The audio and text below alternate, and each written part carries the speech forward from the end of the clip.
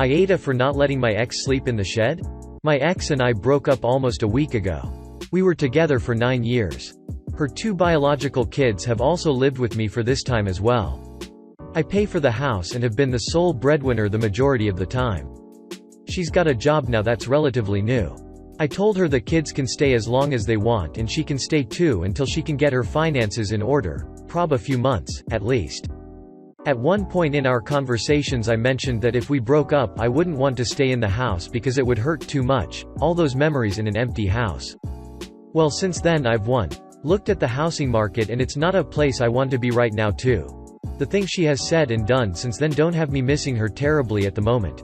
Only what we used to have. And 3. She said she won't take the girls from me, so I'd like to keep the house so they have somewhere to be when they visit.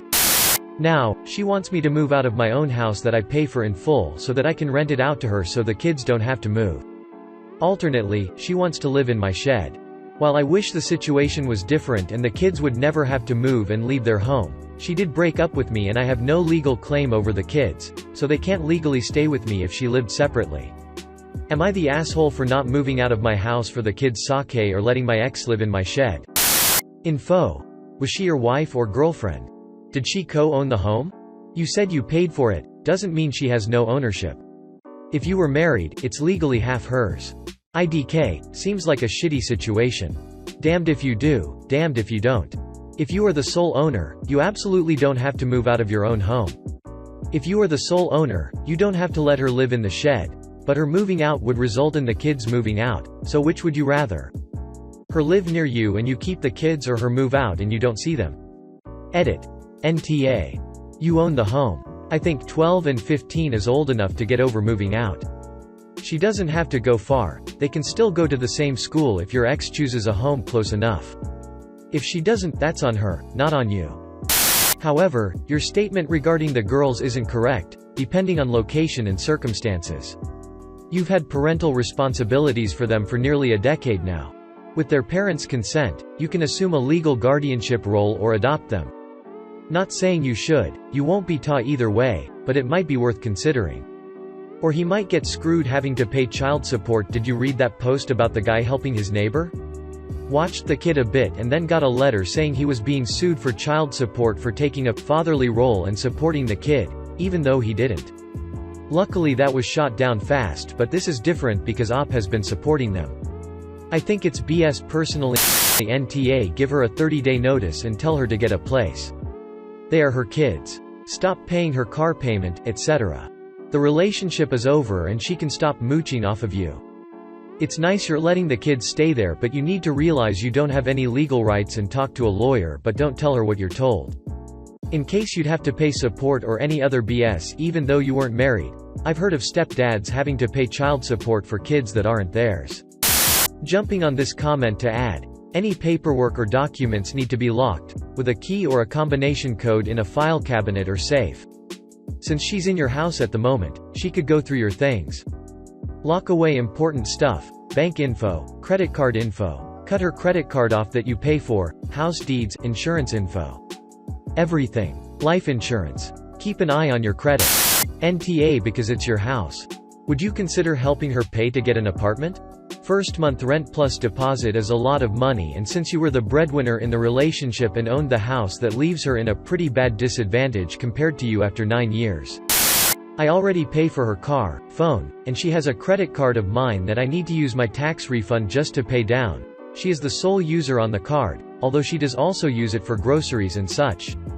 I don't have apartment money left over. She has a job now that would allow her to get an apartment. NTA.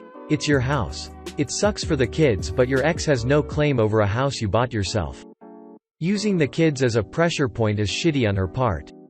I would say that the solution of you moving out, renting her the house so the kids wouldn't have to move out, is a smart find on her part. But just because it's a smart solution doesn't mean it's a fair one to you. All that taken into consideration, maybe you should think about it. You did say you didn't want to live with all those memories in an empty house. Your post makes it sound like the reason you don't move out originally is because of the housing market. If you say that you could rent the house to her, I assume it's because you bought it with a loan?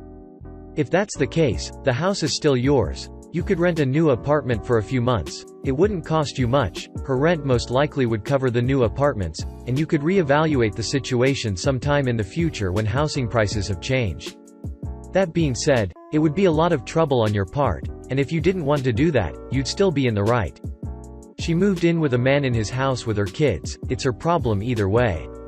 Accommodating her desires would be more than generous of you, but refusing doesn't make you the NTA. While I find this post to be suspicious based on I looked at the market and it's not there, most places it's better than it's been in years and with B for a while. Interest rates are low still and people are getting approved easily. Regardless of my suspicions, if it's your house you can do whatever you want with it. It's a seller's market here. So I'd be keeping the house and having to bankroll that mortgage. Then trying to get a second mortgage on another place, which I couldn't do because of debt-to-income ratio, and even if I could I'd likely have to pay above asking price. Or renting somewhere would be the other option. You are most definitely NTA. You're not at fault for her inability to find housing for her own children. I don't know why you two broke up, but it kind of sounds like it was for the best. She broke up with you but wants to stay attached by living in your home. To me, that sounds like a manipulation tactic. I don't know what her endgame is, but I can tell you right now that it will not be an easy process for you to let go. My advice: tell her that if she wants to stay, she has to buy the house because she'd be displacing you. Does she seriously expect you to buy a new home or rent out a place while still paying mortgage? NTA. She's trying to put you out of your own home. She made the decision to break up and now she has to figure out what to do from here. She doesn't have to sleep in the shed, she can sleep in the room with her kids. I think sleeping in the shed is a bit dramatic to get you to cave in.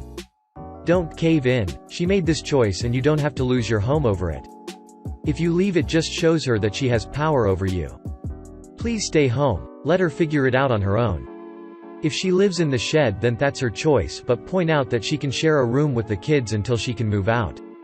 NTA. Both requests are ridiculous. She broke up with you. You offering to let the kids stay in the house was kind of you. And I get that your ex wants to be with her kids, but to ask you to leave is way over the top, and to ask for her to live on the property is also ridiculous. I honestly think it was kind of you to offer to continue to house the kids, but I think for the sake of a clean break she and the kids need to move elsewhere. If she lets the kids visit you, then yes, they would have a place to sleep for the visit. NTA, but you are being clearly manipulated by your love for the kids. Honestly, the best thing for you to do is leave it. You are only going to end up caring for her kids and chances she is not going to give you any rights over them. Guess what happened when she finds someone new? You will be cut out then because again like you said you have no rights. From the tone you portray her, she will likely do this. Rip the band-aid earlier than later on. It would be too cruel to the kids if that is the path you all end up in. By the way, the audacity to even suggest you move out is kind of crazy. She can spend time looking for a new place to live. It is her responsibility as a mother, not yours. Don't let her pile up the work on you and let her slack off. Also, you are getting to very deep areas of legal problem. Our loved ones can easily manipulate us. So just hire a temporary attorney to make sure you are protected at all cost. Conclusion. NTA, tell her to find a new place to live. If she wants you to be in her kids' life she can work it out at her new place. If she only let you see the kids if you let her stay, then clearly she is manipulating you. It is best to get out now. The kids have been through a lot of trauma in the past and they're just now getting to a good place, so I'm sure she just is trying to minimize upset and upheaval for them. Plus their bio dad is not a good dude and supposedly moving their legal residence could open a can of worms and prompt him to initiate some kind of legal action to spite her. NTA. They're not your children, not your responsibility. You've been more than reasonable letting your ex stay a while longer to get herself sorted out, but you need to set a clear time frame on moving out. Vagueness is only going to cause further problems.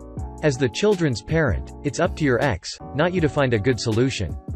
Social services, or equivalent, may be able to point your ex to short-term help available in your area.